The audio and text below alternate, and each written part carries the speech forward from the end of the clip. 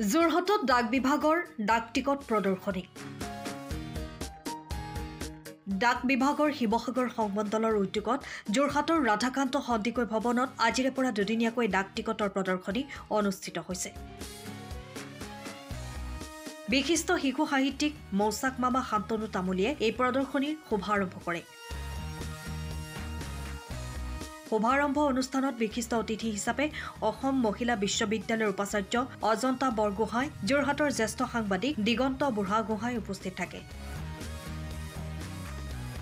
এই প্ৰদৰ্শনী উপলক্ষে কাইলৈ কুইজ আৰু চিত্ৰাংকন প্ৰতিযোগিতা অনুষ্ঠিত কৰা হ'ব। এই প্ৰদৰ্শনী কালিলৈ সামৰণি পৰিব। আমাৰ ভাৰতীয় ডাক বিভাগ এটা ইতিহাস প্ৰসিদ্ধ এটা বিভাগ। 1772 চনত ৱাৰেন হেনৰীয়ে প্ৰতিষ্ঠা কৰা পোষ্টেল বিভাগটো গৈ পেলাই 1874 চনত পোষ্টেল এক্ট স্থাপনা হ'ল।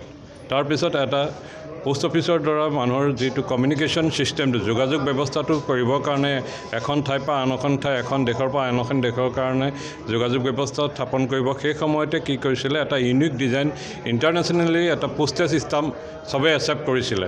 সেই পোষ্টেজ ছিষ্টেমত এটা টকাৰ সলনি এটা তাৰ নিৰ্দিষ্ট মূল্য থাকে, আৰু এই মূল্যটো লৈ পেলাই কি পোষ্টেজ ছিষ্টেম যিখিনি উলিওৱা হয় সেইখিনি একোখন জেগাৰ তাৰ কালচাৰ, তাৰ ঐতিহ্য তাৰ বহন কৰে। আমি ফটোবিলাক দেখোঁ, কিন্তু সেইখিনি যদি আমি ষ্টাডি কৰোঁ তাত দেখিবলৈ পাব সকলোৰে নিজৰ কালচাৰ তাক ৰিফ্লেক্ট কৰা হৈছে, সকলোৰে এটা এটা থিম থাকে। তেনেকৈ পোষ্টেজ ভাৰতীয় ডাক বিভাগে নহয়, ইণ্টাৰনেশ্যনেলি কি কৰা হয়, ষ্টাম্পবিলাক বনোৱা হয়। সেই ষ্টাম্পবিলাকৰ ওপৰত যিসকলৰ এতিয়া আধুনিক যুগৰ মানে কিছুমান পদ্ধতি চেঞ্জ হৈছে, উইদাউট ষ্টাম্পতো চিঠি পত্ৰ পঠিয়াব পৰা যায়। কিন্তু আমাৰ যিটো অতীত আছিলে, আমাৰ অতীতত কি আছিলে, পোষ্টেজ ছিষ্টেমে আমাৰ চিঠিখনৰ যে মূল্যাংকন কৰি যে আহে, এই চিঠিখনৰ এই কোন ঠাইৰ পৰা আহিছে, আমি এখন চিঠি যেতিয়া ফৰেনৰ পৰা পাওঁ, USA পৰা পাওঁ, দেখি তাৰ পোষ্টেজ ছিষ্টেমটো চাওঁ প্ৰথমতে চিঠিখনৰ, তেওঁলোকে কেনেকুৱা ষ্টাম্প বনাই পেলাই আমাক দিছে। সেইখিনি আমি সৰুতে আমি স্কুলত থাকোঁতে আমি নিজেও সংগ্ৰহ কৰি পেলাই ৰাখিছিলোঁ। এতিয়া এই ফিলাটেলিষ্টসকলে সেইখিনি সংগ্ৰহ কৰি ৰাখি পেলাই তেখেতসকলে ভাৰতীয় ডাক বিভাগৰ দ্বাৰা আয়োজিত এই প্ৰদৰ্শনী প্ৰদৰ্শন কৰি পেলাই নতুন প্ৰজন্মক এই হবিটোৰ কিনে আকৰ্ষিত কৰিবলৈ এটা প্ৰয়াস কৰা হৈছে।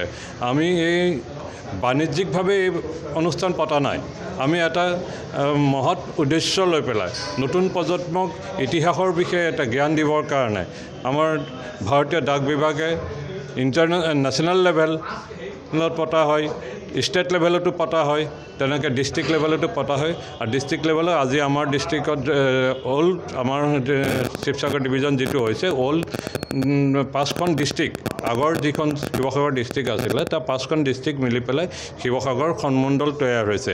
সেইটোৰ ওপৰত ভিত্তি কৰি আমি আজি যিখন ইয়াত পাতিছোঁ তাৰ নাম শিৱাপেক্স ৰাখিছোঁ, যিহেতু শিৱসাগৰ অঞ্চলো আমাৰ অঞ্চলৰ ভিতৰতে পৰে। সেই অনুষ্ঠানকে আমি 2 দিনত আমি অনুষ্ঠান কৰিছোঁ।